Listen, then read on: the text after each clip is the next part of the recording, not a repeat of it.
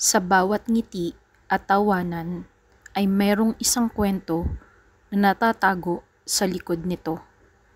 Ito ang kwento ni Caroline Crouch, isang batang ina, asawa at anak na nagbigay ng buong puso niya sa kanyang pamilya. Ngunit sa likod ng kanyang magandang buhay, mayroong isang madilim na lihim na nagdulot ng trahedya. Ito ay kwento ng pag-ibig, pagtataksil, at ang kahalagahan ng pag-unawa sa tunay na motibo ng iyong partner.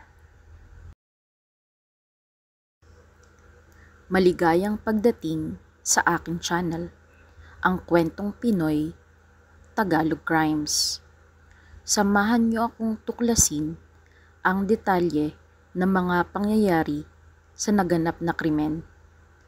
Dito, maaari tayong makapulot ng mahahalagang aral.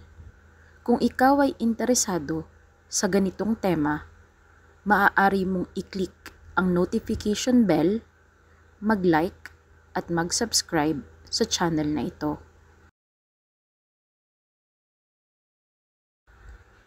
Si Caroline Louise Crouch ay ipinanganak noong July 12, 2001 sa Athens, Greece. Ang kanyang ama, si David Crouch, ay isang retiradong engineer mula sa UK. Habang ang kanyang ina, na si Susan de la Cuesta, ay isa namang Filipina. Pareho silang nagbigay kay Caroline ng isang masaya at mapagmahal na tahanan. Noong siya ay 8 taong gulang, lumipat ang pamilya ni Caroline sa isla ng Alonissus, isang magandang lugar na puno ng kalikasan at katahimikan. Doon, lumaki si Caroline bilang isang masayahing bata na mahilig sa dagat, hayop at simpleng buhay. Noong si Caroline ay 15 years old pa lamang, nakilala niya ang lalaki na magiging asawa niya balang araw, si Babis Anagnostopoulos. Sila ay parehong bata at parehong puno ng pangarap. Si Babis ay isang piloto at sa kanyang mga mata, nakita ni Caroline ang isang lalaking handang ibigay ang lahat para sa kanya. Parehong masigla at puno ng pag-asa, sila ay naging magkasintahan. Sina Caroline at Babis ay parehong naniniwala na ang kanilang pag-ibig ay magtatagal magpakailanman. Noong July 15, 2019, ikinasal sina Caroline at Babis sa Portugal. Pareho silang masaya at puno ng pag-asa para sa kinabukasan.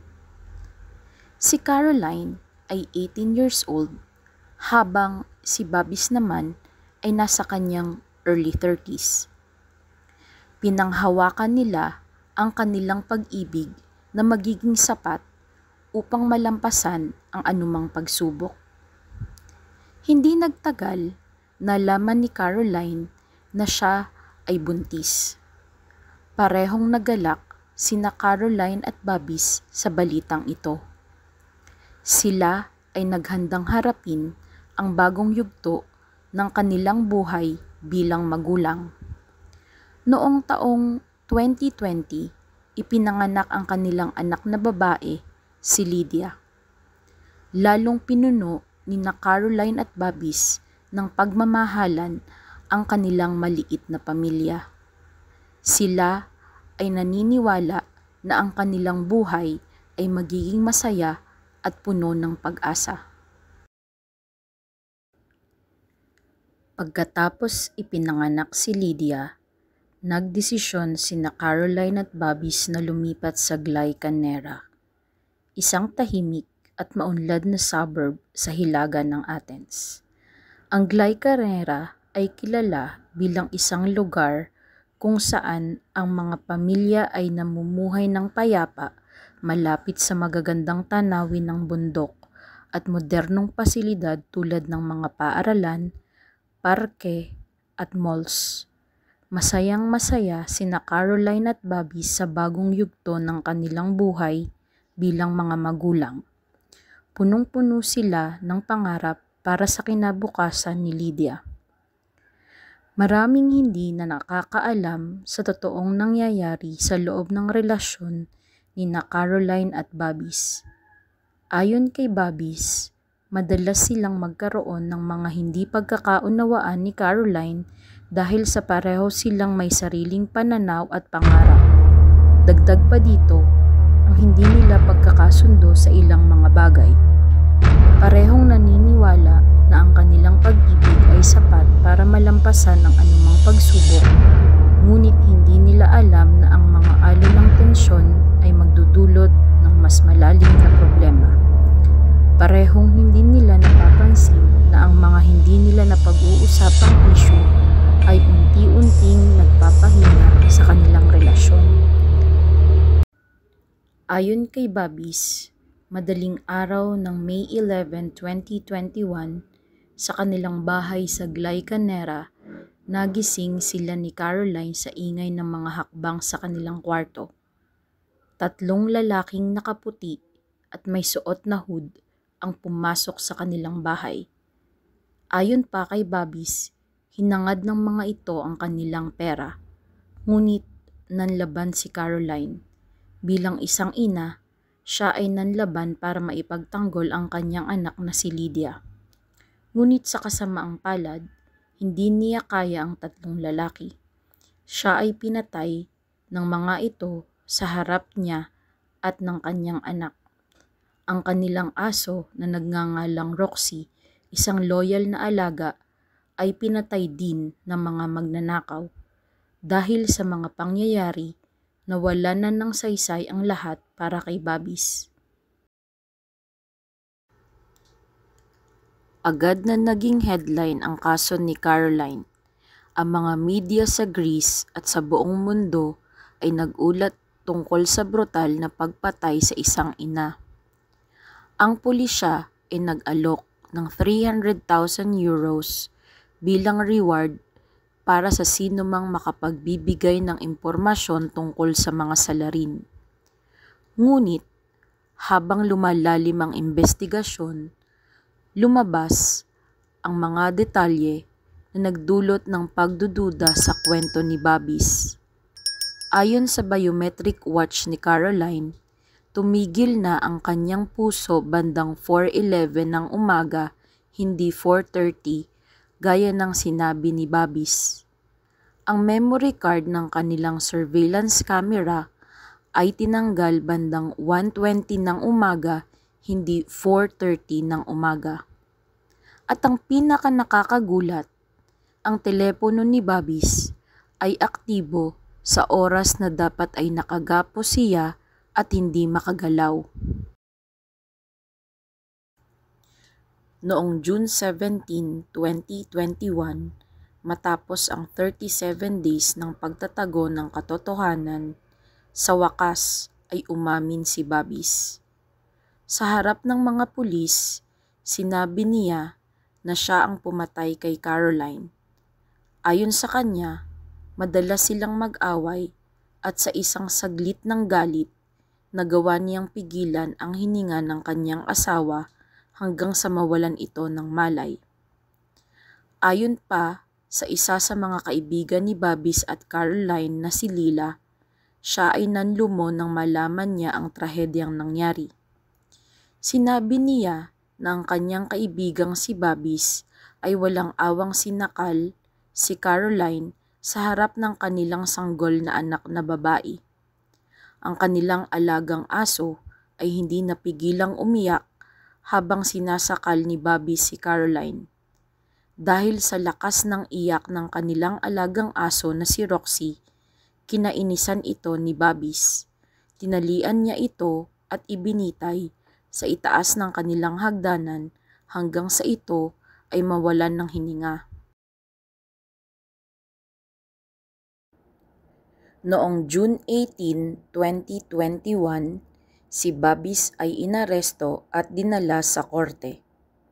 Siya ay nahatulan ng lifetime imprisonment para sa pagpatay kay Caroline at dagdag na 11 years at 6 months para sa pagpatay sa kanyang aso na si Roxy at pagbibigay ng maling impormasyon sa pulisya. Noong September 29, 2023, kinumpirma ng korte ang hatol na ito. Si Babis ay mananatili sa bilangguan habang buhay at si Lydia, ang kanilang anak, ay ipinagkatiwala sa pamilya ni Caroline.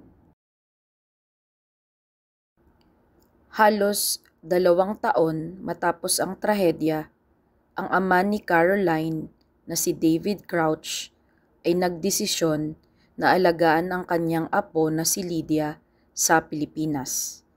Sa isang pahayag noong April 10, 2023, sinabi ni David na ang kanyang tanging tungkulin ngayon ay siguraduhin na si Lydia ay lumaki ng malayo sa madilim na nakaraan.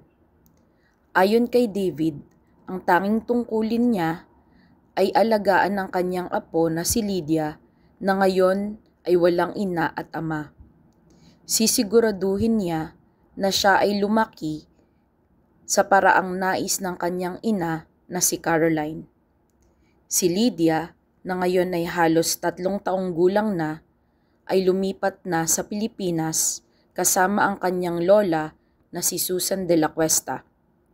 Doon, siya ay lumalaki kasama ang kanyang mga pinsan, malayo sa impluwensya ng kanyang ama at mga lolo't lola sa partido ng kanyang ama. Ang pamilyang Crouch ay nanalo sa eksklusibong pagmamay-ari kay Lydia. Matapos matalo ang hamon sa korte ng mga magulang ni Babis, ayon sa korte, ang mga magulang ni Babis ay maaaring makipag-ugnayan kay Lydia sa pamamagitan ng Skype ng 1 oras bawat linggo.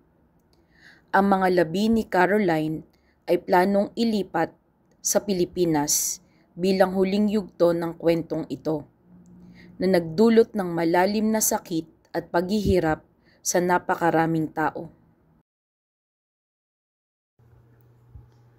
Ang kwento ni Caroline ay nagtuturo sa atin ng 2 mahahalagang aral. Una, kilalanin ng mabuti ang iyong partner, ang kanyang motibo, ugali at mental health. Pangalawa, huwag pabayaan ang emosyon at mental well-being dahil ang hindi maayos na paghawak sa mga ito ay maaaring magdulot ng trahedya. Si Lydia, ang anak ni Caroline, ay ngayon ay lumalaki na sa Pilipinas kasama ang kanyang lolo't lola. Malayo sa madilim na nakaraan, siya ay binibigyan ng pagmamahal at pag-asa. Naway magsilbing aral sa atin ang kwento ni Caroline. Ang pag-ibig ay hindi lamang masaya. Ito ay tungkol din sa pag-unawa, pagtitiwala at pag-aalaga sa isa't isa. Nais ko din pong magpaabot ng shoutout kina Andresito ng Bayan ng San Juan at Red Sweet Melon ng California, USA. Maraming salamat po sa panonood. Kung nagustuhan nyo ang video na ito, huwag kalimutang mag-like, mag-comment at mag-subscribe para sa mas maraming kwentong puno ng aral. Maraming salamat sa panonood mga kaibigan. Mag-ingat po tayo palagi.